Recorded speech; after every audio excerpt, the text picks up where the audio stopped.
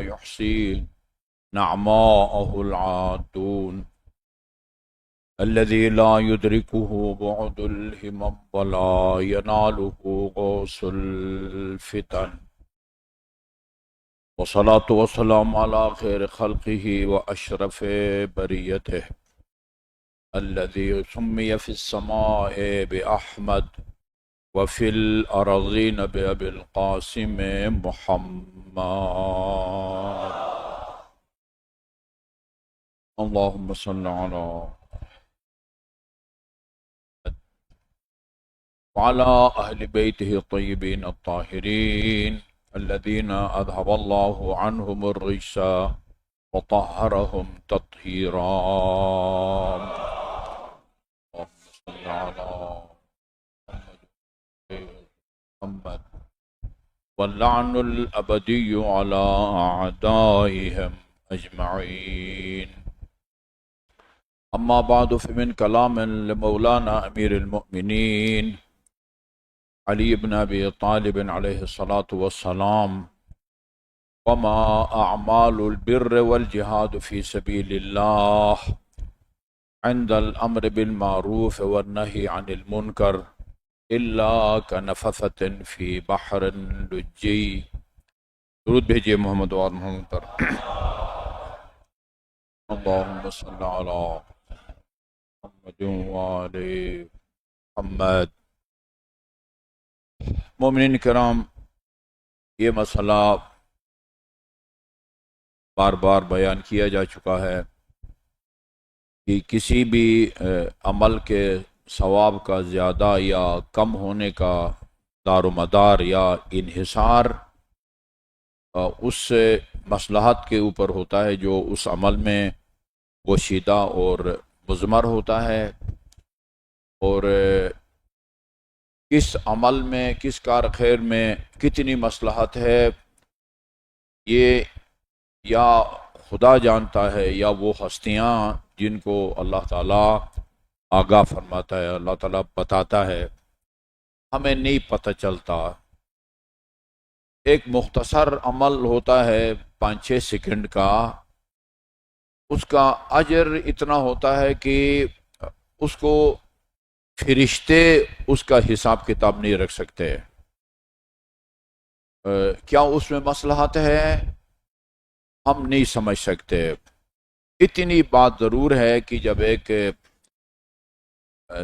قول یا فعل، ذکر یا عمل، اس کا غیر معمولی ثواب جب ہم سنتے ہیں علماء کرام سے یا پڑھتے ہیں تو اس سے اجمالی طور پر اتنا سمجھ میں آتا ہے کہ لا محالہ اس میں بہت زیادہ مصلحت ہوگی، جس کی وجہ سے اللہ تعالیٰ اتنا اجر دینے کا وعدہ فرما رہا ہے۔ ورنہ ہمیں تفصیل سے معلوم نہیں ہوتا کہ کس عمل میں کتنی مصلحت ہے۔ نماز جماعت میں کیا وہ مصلحت ہے کہ جس کے بارے میں کہا گیا ہے اگر نمازیوں کی تعداد 10 سے زیادہ ہو جائے، مقتدیوں کی تعداد، اس کا ثواب اتنا زیادہ ہوتا ہے کہ فرشتے نہیں لکھ سکتے۔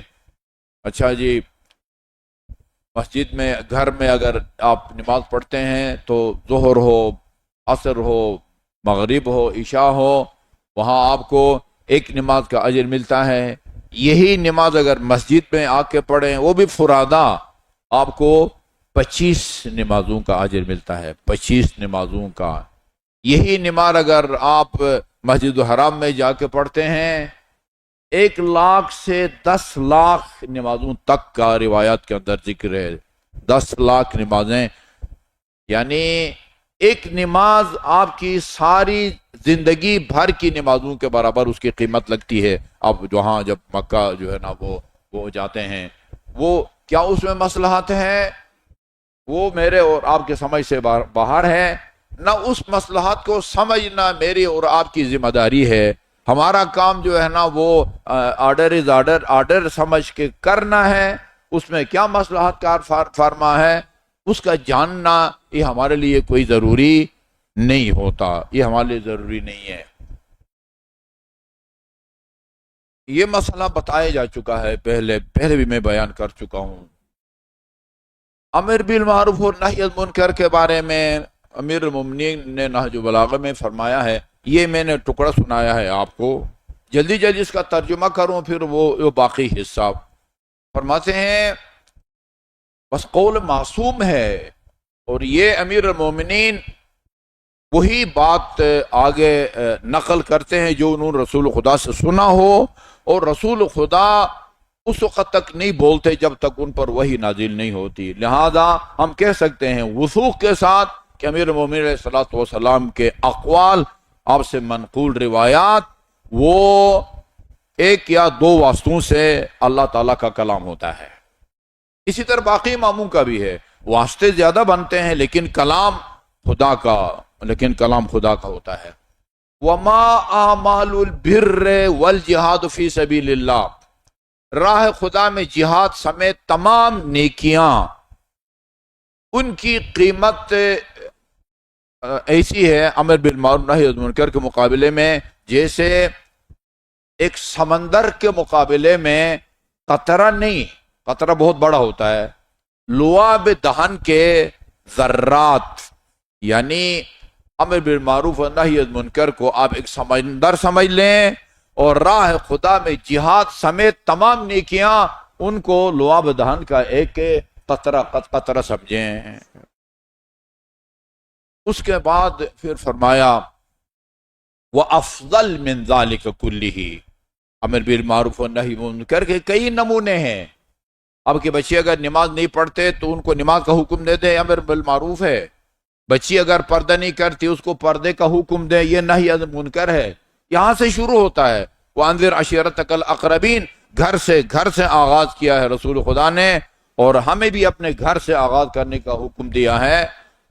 تو یہ بھی ہے، لیکن سب سے افضل امر بالمعروف و نہی عن المنکر وہ ہے کلمت حق عند امام جائر، کلمت حق عند امام جائر، کسی ظالم جابر حکمران کے سامنے جا کے اور اس کی آنکھوں میں آنکھیں ڈال کے حق کی بات کرنا، یہ امر بالمعروف و نہی عن المنکر کا سب سے افضل نمونہ اور مصداق ہے۔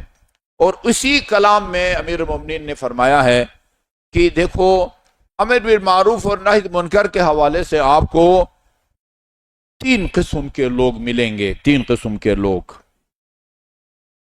یعنی دوسرے الفاظ میں امر بالمعروف اور نہی عن المنکر کے مراحل ہیں، مراحل۔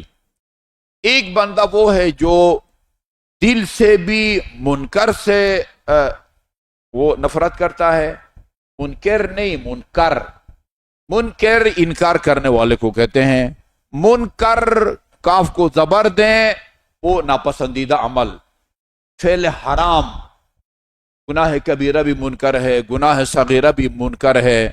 منکرات کچھ کا تعلق زبان سے ہے، کچھ کا تعلق آنکھوں سے، کچھ کا تعلق کانوں سے، کچھ کا تعلق دل سے ہے۔ تمام کے تمام منکرات کی، منکرات نہیں، منکرات کی ایک طولانی فہرست بن سکتی ہے، طولانی فہرست۔ ایک آدمی وہ ہے جو منکر برائی سے دل سے بھی نفرت کرتا ہے، اور جب بھی موقع ملے زبان بھی کھولتا ہے منکر کے خلاف، اور عملی قدم بھی اٹھاتا ہے۔ یہ وہ بندہ ہے کہ جس نے تینوں قسم کی سعادتوں کو حاصل کر لیا ہے۔ تاریخ انسانیت میں جس نے منکر کے نہی عن منکر کے ان تینوں مراحل پر عمل کیا، وہ جو ہے نا وہ سید الشہداء امام حسین علیہ الصلوۃ والسلام ہے، جنہوں نے منکر سے دل سے بھی نفرت کی، زبان سے بھی جو ہے نا وہ نفرت کا اظہار کیا، عملی قدم بھی ایسا اٹھایا کہ شاعر مشرق علامہ اقبال کو یہ کہنا پڑا تا قیامت قطع استبداد کر، قیامت تک کے لیے استبداد کا خاتمہ کر دیا نواسہ پیغمبر وہ علیہ الصلوۃ والسلام نے۔ یہ پہلے نمبر کا ہے۔ دوسرا وہ ہے کہ جو عملی قدم اٹھانے کی اس میں ہمت نہیں ہے، یا ہمت نہیں ہے یا وسائل نہیں ہے، عملی قدم نہیں اٹھا سکتا، لیکن زبان سے بھی نفرت کا اظہار کرتا ہے، روکتا ہے، منکر کا جو مرتکب ہے اس کو زبان سے روکتا ہے، بابا یہ اچھا کام نہیں ہے، حکمران کو بھی ٹوکتا ہے جی، جو بھی اس کے زیر اثر ہے اس کو ٹوکتا ہے، دل سے بھی نفرت کرتا ہے، یعنی ایک سعادت سے گویا وہ محروم ہے، دو سعادتیں اس نے حاصل کر لی ہیں، زبانی بھی روکتا ہے، دل سے بھی وہ متنفر ہے، لیکن عملی قدم اٹھانے کی یا توفیق نہیں ہے یا اس کے پاس وسائل نہیں ہے۔ وہ جملہ سید الشہداء علیہ الصلوۃ والسلام کا آپ نے یقیناً سنا ہے محرم کے ایام میں، من رأى سلطانا، جو کسی ظالم سلطان حکمران کو دیکھے اور وہ یعنی لوگوں کے اندر حرام خدا کو حلال قرار دے رہا ہے، خدا کے ساتھ عہد شکنی کر رہا ہے، اور وہ نہ زبان سے بولے اور اس کو روکے، نہ عملی قدم اٹھائے کہ جس سے وہ اس کا راستہ روکے، اللہ کا حق بنتا ہے کہ اس خاموش رہنے والے اور تماشائی کو بھی وہی سزا دے جو اس ظالم حکمران، جس سزا کا ظالم حکمران جو ہے نا وہ مستحق ہے۔ یہ کربلا میں لشکر ہر سے خطاب میں نواسہ پیغمبر نے یہ فرمایا ہے، گویا میں رسول خدا کے اس فرمان پر عمل کر کے جو ہے نا میں نے دیکھا کہ حلال خدا کو حرام کرا۔ وہ تو مدینے میں ولید کے گھر کہا تھا، آپ نے فرمایا وَهَذَا یزید، یہ شارب الخمر بھی ہے، قاتل نفس المحترم بھی ہے، المؤمن بالفسق بھی ہے، اور یہاں فرمایا تھا وَمِثْلِهِ لَا يُبَايِعُ مِثْلَهُ، اس طرح کا میں جس کا تعلق وہ مادن رسالت سے ہے، مرکز رسالت و نبوت سے ہے، میں اس شرابی اور قاتل کی بیعت کروں، ایسا نہیں ہو سکتا۔ وَمِثْلِهِ لَا يُبَايِعُ مِثْلَهُ۔ اچھا جی، تیسرا بندہ وہ ہے کہ جو نہ عملی قدم اٹھاتا ہے، نہ زبان کھولتا ہے منکر اور برائی کے خلاف، صرف دل سے نفرت کرتا ہے، دل سے ناپسندیدہ سمجھتا ہے کسی حکمران کی بات کو یا کسی بھی فرد کے عمل کو یا قول کو ناپسندیدہ سمجھتا ہے دل سے، لیکن نہ زبان سے روکتا ہے، نہ کوئی عملی قدم اٹھاتا ہے۔ یہ ایک سعادت اس کو ملی ہے، دو سعادتوں سے یہ محروم ہو گیا ہے۔ اور تیسرا بد نصیب آدمی وہ ہے، تو وہ عملی قدم اٹھانا تو بہت دور کی بات ہے، یا زبان سے روکنا تو دور دور کی بات ہے، اصلاً برائی کو برائی نہیں سمجھتا، دل سے منکر اور برائی سے نفرت نہیں کرتا، اس کے بارے میں امیر المومنین کا فیصلہ یہ ہے ذالک میت فی الاحیاء، یہ اپنے آپ کو زندہ سمجھتا ہے، 3 ٹائم جو ہے وہ ٹھیک ٹھاک رنگ برنگ کے کھانا کھاتا ہے، علی کی نظر میں وہ چلتی پھرتی لاش ہے۔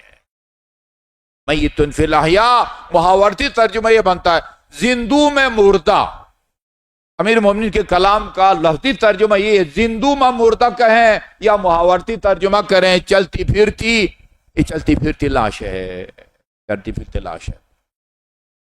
یہ لمبی گفتگو، موضوع میرا عامل معروف نہیں منکر نہیں ہے، صرف ایک منکر کی طرف نشاندہی کے لیے یہ میں نے لمبی تمہید باندھی ہے، اور ایسا منکر ہے جو معاشرے میں سب سے عام ہے، سب سے عام، تہجد گزاروں کے گھر یہ منکر جو ہے نا انجام پاتا ہے، خمس و زکوٰۃ کے پابند مومنین کے گھر نماز پنجگانہ ترک ہو جائے ان سے اس کا تصور بھی نہیں کیا جا سکتا، نماز شب کے پابند مومنین کے گھر کے اندر یہ منکر موجود ہے، لیکن جو ہے نا وہ جو ہے نا معاشرے کا جو ہے نا تاریخ کا جبر روکنے کی ہمت نہیں ہے، اور وہ منکر ہے بے حجابی۔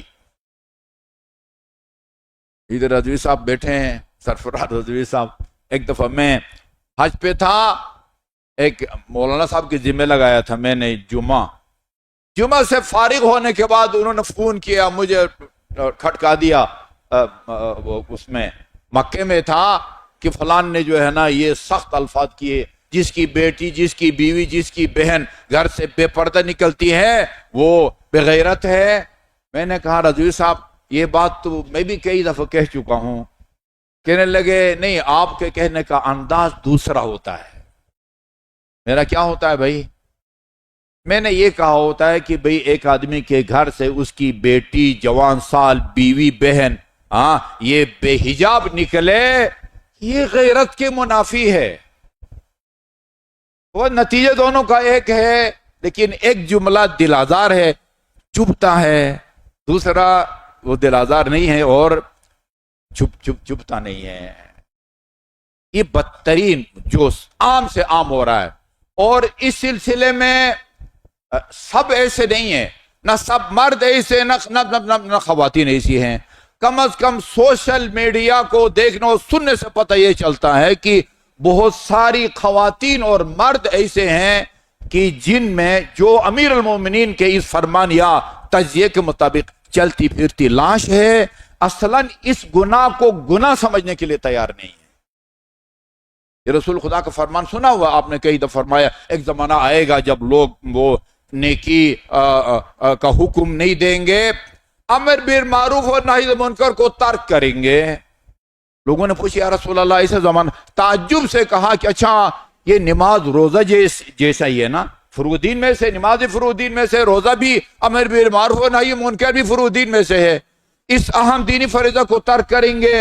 فرمایا ایک زمانہ اس سے بھی برا آنے والا ہے، وہ یہ کہ نیکی سے روکیں گے، برائی کا حکم دیں گے، نیکی سے روکیں گے۔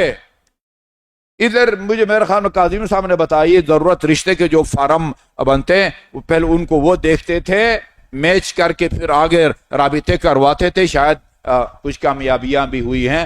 انہوں نے مجھے بتایا کہ آخری مرحلے میں بعد جو ہے نا وہ رشتے ناکام ہوئے، لڑکی والوں نے اس لیے انکار کر دیا کہ لڑکا داڑھی رکھتا ہے، اور لڑکے والوں نے اس لیے انکار کر دیا کہ لڑکی جو ہے وہ پردہ کرتی ہے۔ یہ خطرناک ہے، یہ خطرناک ہے۔ اچھا جی، وہ معروف سے، نیکی سے روکیں گے اور برائی کا حکم دیں گے۔ اس پر جب صحابہ کرام نے تعجب کا اظہار کیا، آپ نے فرمایا آخری زمانہ ان دونوں سے بھی خطرناک ہے۔ بھائی نیکی کو نیکی سمجھیں گے تبھی اس کا حکم دیں گے نا، برائی کو برائی سمجھیں گے تب اس کا حکم دیں گے۔ ایک زمانہ وہ آئے گا جب نیکی نیکی نہیں سمجھی جائے گی اور برائی، دلائل دیے جا رہے ہیں، دلائل سوشل میڈیا پر دلائل دیے جا رہے ہیں حجاب کے خلاف، جس کے بارے میں قرآن کی واضح آیات ہے۔ قرآن کے اندر سورہ نور کے اندر اللہ تعالیٰ نے آیت نمبر 30 اور 31 میں جس طرح نماز کا حکم دیا ہے، اسی طرح اللہ تعالیٰ نے حجاب کا حکم دیا ہے، اور سوشل میڈیا پر آ کے اس حکم خدا کے خلاف جو ہے نا وہ دلائل دیے جا رہے ہیں، حکم خدا کے خلاف جو ہے نا وہ دلائل دیے جا رہے ہیں۔ فارسی میں کہتے ہیں عذر بدتر از گناہ، ایک گناہ کر کے پھر اس کا جو عذر آپ پیش کرتے ہیں وہ اس سے بھی بدتر ہے، اور عربی میں کہتے توجیہ الغلط، غلط آخر، غلط کام یا گناہ کر کے اس کا جواز پیش کرنا، یہ دوسرا گناہ ہے، یہ دوسرا گناہ ہے۔ بھئی آپ نہیں پردہ کرتی تو خدا سے دعا کرو، بدبختی ہے، کیا کروں، حوصلہ نہیں ہے، گرمی برداشت نہیں ہوتی، دعا کرو کہ مجھے توفیق دے، یہ خدا ہو سکتا ہے گزشتہ گناہ کو بھی معاف کر دے۔ اتنی جرت پیدا نہ کریں کہ اس حکم خدا کے خلاف بغاوت کریں اور دلائل دیں کہ اس سے یہ ہوتا ہے تو اس سے یہ ہوتا ہے اور اس سے یہ ہوتا ہے۔ سب کچھ پتہ تھا، خدا کو بھی پتہ ہے کیا کچھ ہوتا ہے، رسول کو بھی پتہ ہے کیا کچھ ہوتا ہے، اور امام کو بھی پتہ ہے کہ کیا کچھ ہوتا ہے۔ اس کے باوجود میں نے عرض کیا، میں بہت سارے گھرانوں کو جاتا ہوں جن کے گھر میں مرد تہجد گزار ہیں لیکن گھر میں حجاب اسلامی نام کی کوئی چیز نہیں ہے۔ اللہ تعالیٰ ہم سب کو اس منکر کو روکنے کے لیے جو ہے نا وسیع پیمانے پر ایک مہم چلانے کی توفیق عطا فرمائے، اور خصوصاً شادی حالوں میں۔ وہ ادھر مکہ میں کچھ خواتین کا خیال ہے کہ وہاں جو ہے نا لبیک اللہم لبیک کہنے کے بعد سب ایک دوسرے کے لیے محرم ہو جاتے ہیں۔ نہیں بھائی، محرم نہیں ہو جاتے وہاں۔ وہ طواف کے دوران چونکہ کوئی مجبوری ہے وہاں پر، واجب طواف کوئی ٹائمنگ الگ نہیں ہے، اتنے بجے سے اتنے بجے تک مرد طواف کریں گے، اتنے بجے سے اتنے بجے تک خواتین طواف کریں گے، نہ کوئی جو ہے نا وہ پارٹیشن کا کوئی امکان ہے کہ بھئی جیسے کہ ائمہ معصومین کے حرموں میں ہے، شاہ کے زمانے میں نہیں تھا، ابھی پارٹیشن ہے، امام رضا کے حرم میں جائیں، ہاں وہ ایک طرف خواتین جاتی ہیں، دوسری طرف مکہ میں ایسا ممکن نہیں ہے۔ واجب طواف کرتے وقت نامحرم سے ٹکرا جاتا ہے، یہ یعنی فقہ کتابوں میں رگڑ کا لفظ استعمال ہوا ہے، رگڑ کھاتا ہے، مرد کی عورت سے اور جسم سے مرد کا جسم ٹچ کر جاتا، مس کر جاتا ہے، کیا کریں؟ حج نہ کریں، طواف نہ کریں، مجبوری وہاں مجبوری ہے، محرم نہیں ہو جاتے لیکن ناگزیر ہے، اس کے علاوہ کوئی چارہ کار نہیں ہے۔ لہذا آغا سیستانی نے فرمایا ہے کہ واجب طواف میں تو ٹھیک ہے، البتہ اس کا ایک چھوٹا سا حل یہ بھی ہے کہ آپ مقام ابراہیم سے باہر کریں، مقام ابراہیم سے لے کر خانہ کعبہ کی دیوار تک یہ 12 میٹر ہے، اس کے اندر مستحب ہے، باہر مکروہ ہے، لیکن اگر اندر کرنے کے نتیجے میں اس یعنی 12 میٹر کے اندر اس طرح ٹکراؤ کا خطرہ ہے، رگڑ کا خطرہ ہے، تو سب کا ہے کہ صرف امام خمینی تھے جو باہر اجازت نہیں دیتے تھے مقام ابراہیم کے باہر، باقی رہبر شہید بھی اجازت دیتے تھے، جو ان کی تقلید پر باقی ہیں وہ اس پر عمل کر سکتے ہیں۔ آغا سیستانی بھی، آغا سیستانی نے فرمایا ہے اگر مستحب طواف کے دوران اس طرح نامحرم مردوں سے ٹکراؤ رگڑ کا خطرہ ہے، یہ مستحب طواف مت کرو، مستحب طواف مت کرو، ادھر جا کے خانہ کعبہ میں کہ ہاں قرآن کی تلاوت کرو اور خانہ کعبہ کو دیکھتے رہو۔ کہتے ہیں 120 جو ہے نا وہ رحمتیں مسجد الحرام میں نازل ہوتی ہیں، ان میں سے 60 جو ہے نا طواف کرنے پر نازل ہوتی ہیں، 40 جو ہے نا وہ نماز پڑھنے پر نازل ہوتی ہے، اور 20 رحمتیں اس بندے پر نازل ہوتی ہیں جو کچھ بھی نہ کرے اور خانہ کعبہ کی بلڈنگ کو دیکھتا رہے۔ جس طرح علی کے چہرے کو دیکھنا عبادت ہے نا، یا والدین کے چہرے کو دیکھنا عبادت ہے، اسی طرح خانہ کعبہ کو بھی دیکھتے رہنا یہ عبادت ہے۔ تو یہ جو ہے نا وہ محرم نہیں ہو جاتے، یا تو اس میں ان کی بات کر رہا تھا شادی حالوں میں، شاید خیال یہ ہے کہ شادی حالوں میں جو ہے نا وہ انٹر ہونے کے بعد جو ہے نا وہ سارے وہ محرم ہو جاتے ہیں، ادھر کی حالت جو ہے نا وہ بیان کے جو ہے نا وہ قابل نہیں ہوتی۔ اللہ تعالی تمام خواتین اور مردوں کو اس حوالے سے اپنی اپنی ذمہ داریوں کو پورا کرنے کی اللہ تعالیٰ توفیق عطا فرمائے۔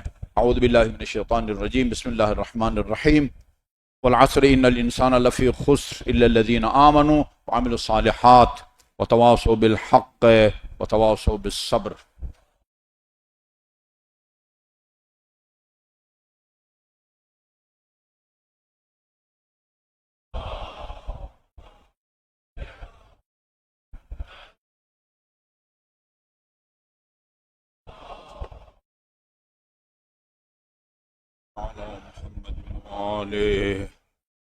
محمد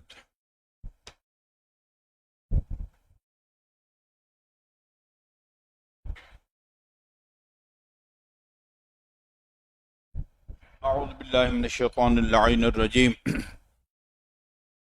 بسم اللہ الرحمن الرحیم، الحمد للہ رب العالمین، والصلاة والسلام علی خیر خلقہ محمد وآلہ طیبین الطاہرین، ولا سیما علی ابن امہ امیر المؤمنین علی بن ابی طالب علیہ الصلاة والسلام، وعلی ابنتہ صدیقۃ الطاہرہ فاطمۃ الزہراء سیدۃ نساء العالمین، وعلی سبطیہ الحسن والحسین سیدی شباب اہل الجنہ، وعلی علی بن الحسین زین العابدین، ومحمد بن علی الباقر، وجعفر بن محمد الصادق، وموسى بن جعفر الكاظم، وعلی بن موسى الرضا، ومحمد بن علی التقی، وعلی بن محمد النقی، والحسن بن علی العسکری، والخلف الحجہ المہدی المنتظر، اللہم عجل فرج وسہل مخرجہ لیملأ الارض قسطا وعدلا کما ملئت ظلما وجورا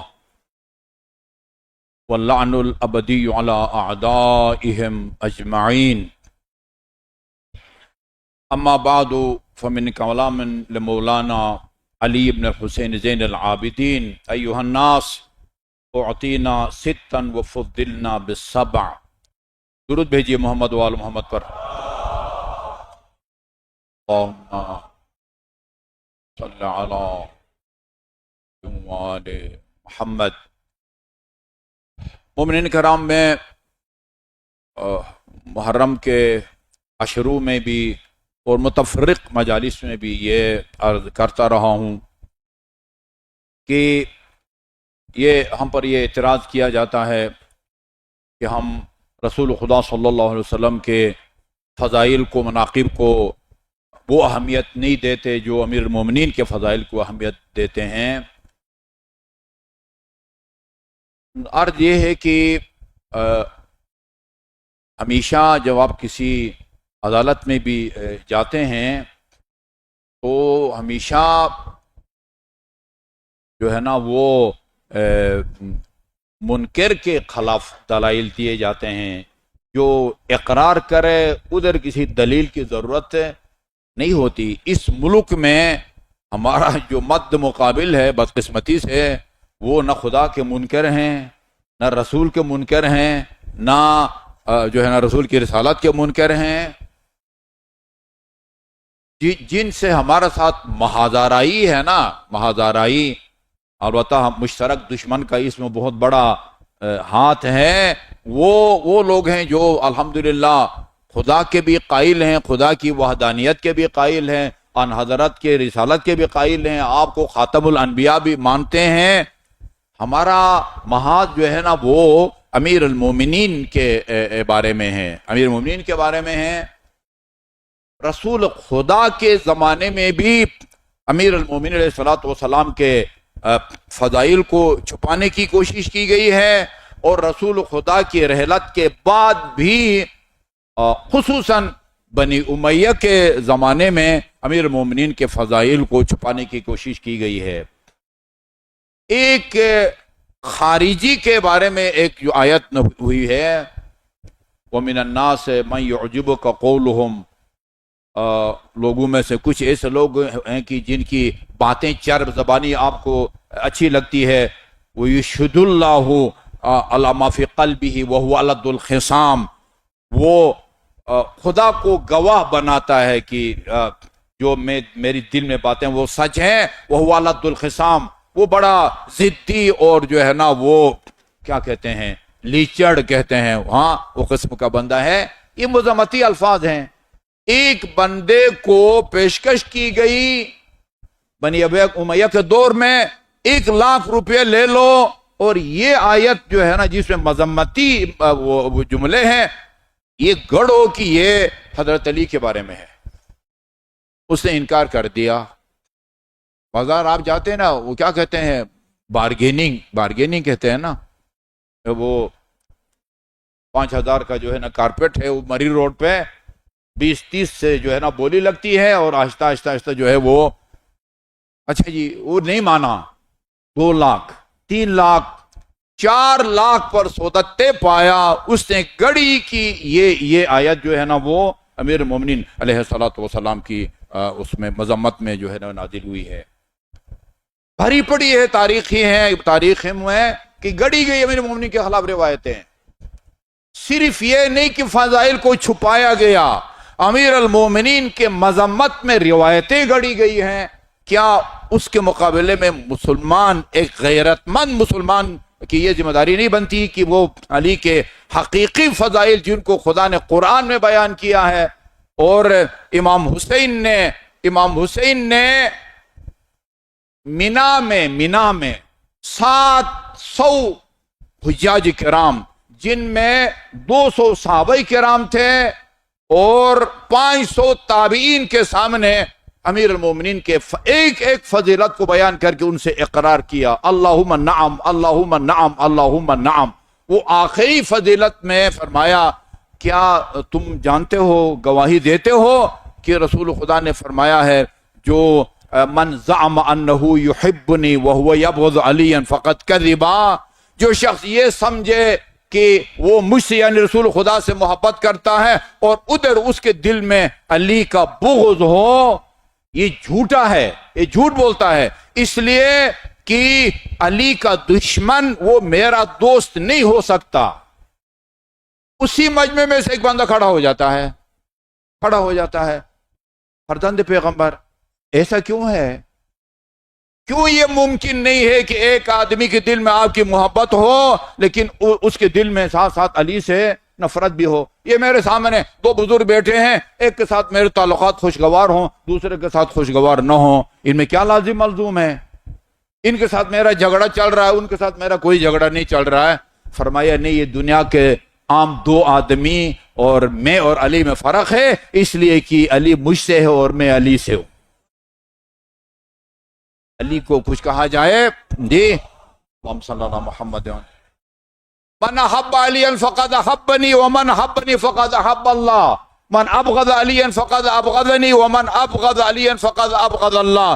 جو علی سے محبت کرے اس سے مجھ سے محبت کی ہے، اور جس سے مجھ سے محبت کی اس نے خدا سے محبت کی ہے، اور جس نے علی سے بغض رکھا ہے، دشمنی، اس نے مجھ سے دشمنی رکھی ہے، اور میرا دشمن خدا کا دشمن ہے۔ خدا کے دشمن کا ٹھکانہ ہم تو برملا جو ہے نا، یہ کہتے ہیں کہ جن کے دل میں امیر المومنین کے دشمنوں کی محبت ہے یا نرم گوشہ ہیں، ہم ان کو علی کا دوست سمجھنے کے لیے تیار نہیں ہیں، ہم ان کو علی کا دشمن سمجھتے ہیں۔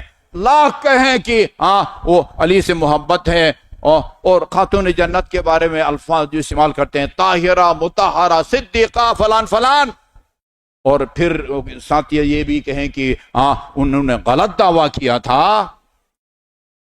یہ ایک جملہ یاد رکھیں، نوٹ کریں، اگر رسول خدا کسی کے بارے میں کوئی پیش گوئی کرتے ہیں، یہ آپ کہتے ہیں نا عشرہ مبشرہ ہیں، ان کو رسول خدا نے جنت کی بشارت دی ہے، اگر کسی کو رسول خدا نے جنتی کہا ہے، اگر کسی کو رسول خدا نے جوانان جنت کا سردار کہا ہے، اگر کسی کو جنت کی عورتوں کا سردار کہا ہے، یا سلمان، ابو ذر، مقداد اور ان کو بارے میں کہا کہ جنت ان کی مشتاق ہے، ان کے مہد سے لے کر اور لحد تک ساری زندگی کے ان کے عقائد، اعمال اور ان کے افعال کو، اقوال کو مد نظر رکھ کر یہ فرمایا ہے رسول خدا نے۔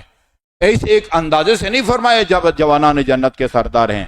آج بھی اسی ملک میں موجود ہیں ایسے افراد بدبخت جو امام حسین کے اس قدم کو پر جو ہے نا وہ سوالیہ نقصان۔ میں نے ایک مولوی کا سنا ہے، کہتے کہ اگر اس نے یزید کو چیلنج نہ کیا ہوتا تو یزید ان پر ہاتھ نہ ڈالتا۔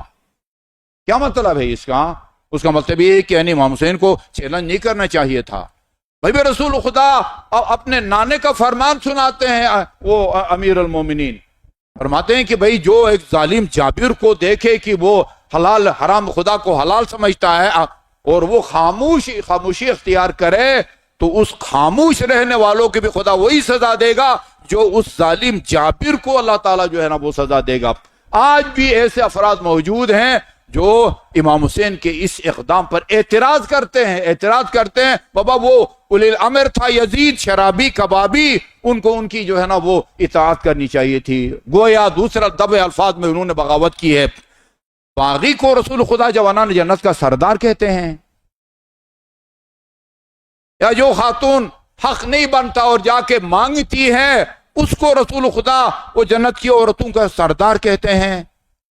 آگ سے کھیلتے ہیں یہ لوگ جو امام حسن اور امام حسین کے فیصلوں کو جو ہے نا وہ سوالات اٹھاتے ہیں، یا خاتون جنت کے کسی فیصلے کے بارے میں سوالات اٹھاتے ہیں۔ تو لہذا ٹائم بالکل ختم ہو رہا ہے، مجھے بغیر کسی تمہید کے امام زین العابدین کا خطبہ آپ کے سامنے پیش کرنا چاہیے تھا، کہ جس میں آپ نے دربار یزید میں کھڑے ہو کے یعنی رسول خدا کے جو ہے نا وہ اور امیر المومنین کے فضائل کو بیان کیا ہے۔ ایھا الناس اوتینا، اچھا اس میں فرمایا 6 خصوصیتیں یا فضیلتیں، کمالات ایسے ہیں جو اللہ تعالیٰ نے ہم کو دیے ہیں، اور ان کے پاس بھی ہیں، لیکن ان کے پاس اتنے نہیں ہیں جتنے ہمارے پاس ہیں۔ سخی اور لوگ بھی ہوں گے، تھوڑا بہت علم اور لوگوں میں بھی ہوگا، تھوڑی بہت بہادری اور لوگوں میں بھی ہوگی، لیکن وہ علم جو ہمارے پاس ہے، وہ شجاعت جو ہمارے پاس ہے، وہ حلم اور بردباری انکساری جو ہمارے پاس ہے، وہ تمہیں کسی اور میں نظر نہیں آئے گی۔ اور 7 کمالات ایسے ہیں کہ جس میں ہم منفرد ہیں، وہ کمالات تمہیں کسی انسان میں نظر نہیں آئیں گی۔ جی ہاں، اوتینا 6، ہمیں 6 فضیلتوں سے اللہ تعالیٰ نے نوازا ہے۔ وہ فضلنا ب7، اور 7 فضیلوں کے ذریعے اللہ تعالیٰ نے ہمیں برتری بخشی ہے، ہمیں علم دیا ہے، ہمیں حلم دیا ہے، ہمیں سخاوت دی ہے، فصاحت اور بلاغت، شجاعت اور بہادری، اور والمحبت فی قلوب المؤمنین، لوگوں کی دلوں میں محبت۔ ان الذین آمنوا وعملوا الصالحات سیجعل لهم الرحمن ودا، یہ قدرت کا فیصلہ ہے۔ جو مومن یا صاحبان ایمان ہوتے ہیں، اللہ تعالیٰ لوگوں کے دلوں کو اس کی محبتوں کا مرکز بنا دیتا ہے۔ یہ ہماری خصوصیت ہے۔ جی ہاں، فضلنا بأن منا النبی المختار، وہ پہلی فضیلت جو صرف ہمارے ساتھ مخصوص ہے، تمہیں کہیں نظر نہیں آئے گی، نبی مختار۔ ہاں، حضرت خاتم الانبیاء وہ ہم میں سے ہیں، صدیق بھی ہم میں سے ہیں، جعفر طیار بھی ہم میں سے ہیں، اسد اللہ، اللہ اور رسول کا شیر، وہ بھی ہم میں سے ہیں، اور جوانان جنت کے 2 سردار وہ بھی ہم میں سے ہیں۔ اس کے بعد پھر آپ نے وہ جو پورا ایک پروپیگنڈا کیا گیا تھا، اب میں خود انہی محرم کے دنوں میں وہ جنگ صفین میں وہ ایک بندہ غالباً عمار یا کوئی اور امیر المومنین کا جو ہے نا وہ جانباز سپاہی، اس کے ساتھ وہ مخالف لشکر کا ایک بندہ کہہ رہا تھا میں تم سے اس لیے لڑ رہا ہوں کہ تو بھی نماز نہیں پڑھتا، تیرا امام بھی نماز نہیں پڑھتا۔ ان کی محنتوں کو جو ہے نا وہ اس پر پانی پھیرنے کے لیے، ایھا الناس، میں فرزند انا ابن مکہ، میں فرزند مکہ ہوں، میں فرزند منا ہوں، میں فرزند زمزم ہوں، فرزند صفا ہوں، انا ابن من حمل الرکن باطراف الرضا، اس کا بیٹا ہوں۔ جب حجر اسود کو نصب کرنے کے سلسلے میں جب جھگڑا ہوا تو یہ رسول خدا کے فضائل بیان ہو رہے ہیں کہ آپ نے یہ فیصلہ کیا کہ بھئی رضا چادر یا عبا بچھائی جائے، اس پر حجر اسود کو رکھا گیا اور چاروں طرف سے لوگوں کو کہا گیا کہ پکڑو، تاکہ سب اس کار خیر میں جو ہے نا وہ شریک ہو سکیں۔ انا ابن خیر من اعتذر وارتضی، ہر لباس احرام پہننے والے شخص سے جو بہتر ہے، میں اس کا فرزند ہوں۔ یہ پروپیگنڈا کیا گیا تھا نا کہ بھئی یہ وہ کچھ ایک باغی گروہ نے اسلامی مملکت کے جائز حکمران کے خلاف بغاوت کی تھی، اس کے نتیجے میں مردوں کو قتل کر کے خواتین کو قیدی بنا کے لایا گیا ہے۔ اس کا جواب دے رہے ہیں کہ ہم کسی باغی کی اولاد نہیں ہیں، ہم تمہارے رسول کی اولاد ہیں۔ کیا انا ابن خیر من انتعل واختفا، ہر زمین پر چلنے والا چاہے وہ پا برہنا ہو یا نالین پہن کے چلے، سب سے جو بہتر ہے اس کا میں فرزند ہوں۔ ابن من حج ولبا، جی ہاں، میں ہر اس شخص سے بہتر ہوں کہ جو حج بیت اللہ کرے یا لبیک کہے۔ انا من بلغ جبرائیل الی سدرۃ المنتہا، اس کا بیٹا ہوں جس کو جبرائیل امین اپنے ساتھ لے کے سدرۃ المنتہا تک پہنچاتے رہے۔ ابن من دنا فتدلی، یہ معراج کے جو ہے نا مختلف سفر کے مراحل، فکان قاب قوسین او ادنی۔ انا ابن من صلی بملائکۃ السماء، اس کا بیٹا ہوں کہ جس نے آسمان کے فرشتوں کو آسمانوں میں نماز پڑھائی۔ انا ابن من اوحی الیہ الجلیل ما اوحی الجلیل، اس کا بیٹا ہوں کہ جس کی طرف اللہ تعالیٰ نے جو چاہا وہی فرمائی۔ انا ابن محمد المصطفیٰ، انا ابن علی المرتضی، انا ابن من ضرب، یہ انا ابن علی المرتضی۔ یہاں سے آپ نے رسول خدا کے فضائل سنے۔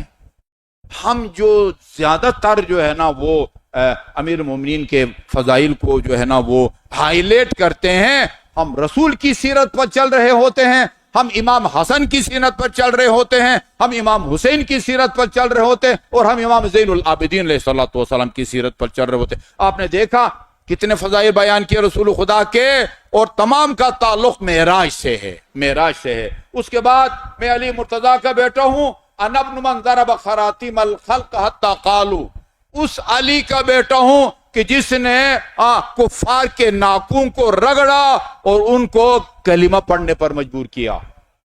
جی ابن من ضرب بین رسول اللہ بسیفین، اس کا بیٹا ہوں، اس علی کا بیٹا ہوں کہ جو رسول خدا کے ساتھ آپ کے رکاب میں دو تلواروں کے ساتھ لڑتا رہا، دو نیزوں کے ساتھ لڑتا رہا، 2 دفعہ ہجرت کی، 2 دفعہ بیعتیں کی. وقاتل ببدر وحنین، اس نے بدر میں بھی جہاد کیا، حنین میں بھی جہاد کیا. لم یکفر باللہ طرفۃ عین، ایک بہت بڑی فضیلت اور امیر المومنین کے امتیاز کی طرف اشارہ ہے.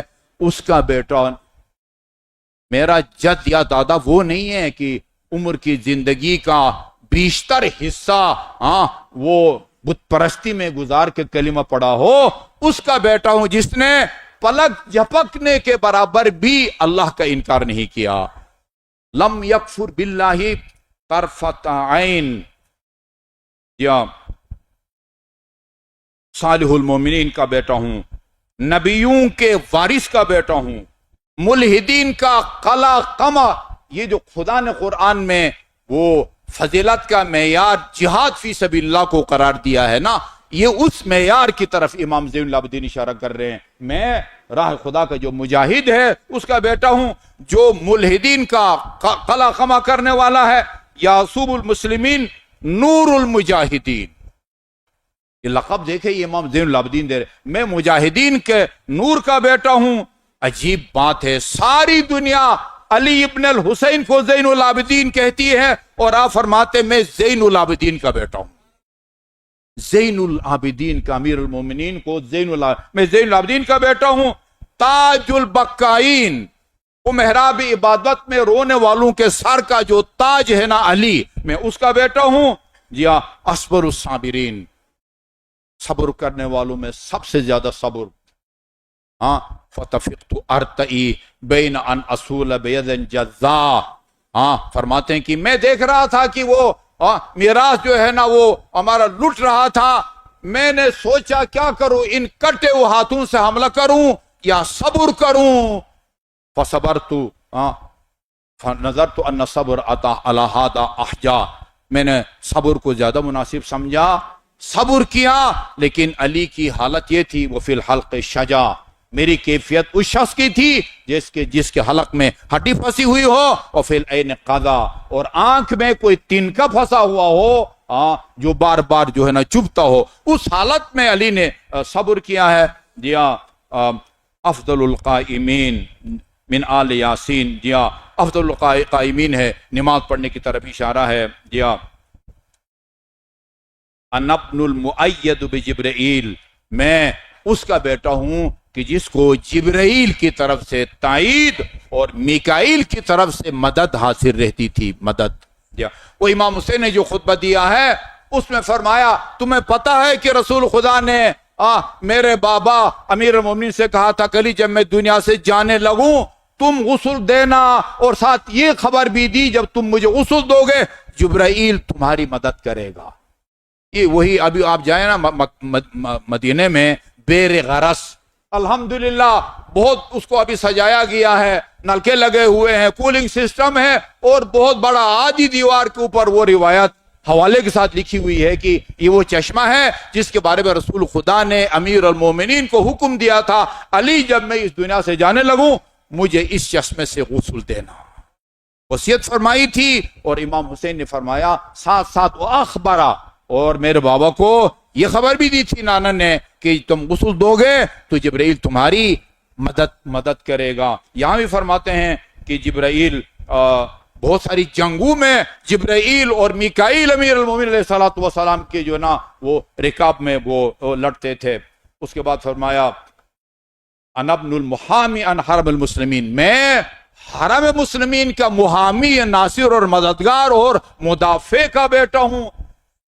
قاتل المارقین والناکثین والقاسطین، فخر کے طور پر اپنے فضائل میں شمار کرتے ہیں میں اس کا بیٹا ہوں کہ جس نے نہروان میں مارقین سے جنگ کی، صفین میں قاسطین سے جنگ کی، اور جمل میں ناکثین سے جو ہے نا وہ جنگ کی. والمجاہد آداء الناصبین، اور اپنے ناصبی جو دشمن تھے ان سے جہاد کیا. افقر من مشى من قریش اجمعین، جی قریش کے تمام افراد میں سب سے زیادہ جو قابل فخر ہستی ہے علی، میں اس کا بیٹا ہوں. اول من اجاب واستجاب للہ ورسولہ من المؤمنین، سب سے پہلے جس نے رسول خدا کی دعوت پر لبیک کہا، وہ دعوت ذی العشیرہ ہو یا اور مقامات، اس کا بیٹا ہوں. وہ اول السابقین قاسم المعتدین، وہ متجاوز لوگوں کی کمر توڑنے والے کا بیٹا ہوں. مبید المشرکین. آگے عجیب جملہ ہے، شاید کسی نے یہ لقب جو ہے امام زین العابدین سے پہلے نہ دیا ہو. سحم من مرام اللہ علی المنافقین، منافقین کے خلاف استعمال ہونے والے خدا کے تیروں میں سے ایک تیر کا میں بیٹا ہوں. منافقین کے خلاف استعمال ہونے والے اللہ کے تیروں میں سے ایک تیر کا بیٹا ہوں. لسان حکمت العابدین، عابدین کی حکمت کا جو کی زبان ہے نا، یعنی علی، میں اس کا بیٹا ہوں. اللہ ہمیں توفیق دے. اگلے جمعے میں باقی حصے میں آپ کی خدمت میں عرض کروں. یہ ہماری وقت کی ذمہ داری بنتی ہے کہ امیر المومنین علیہ الصلوۃ والسلام کے مستند فضائل جن کو خدا نے قرآن میں بیان کیا ہے، رسول خدا نے بیان کیا ہے، امام حسین نے بیان کیا، امام زین العابدین کا بیان کیا ہے، ان کو بیان کر کے لوگوں کو حق کا راستہ دکھانا، یہ صرف ہمارا حق ہی نہیں ہے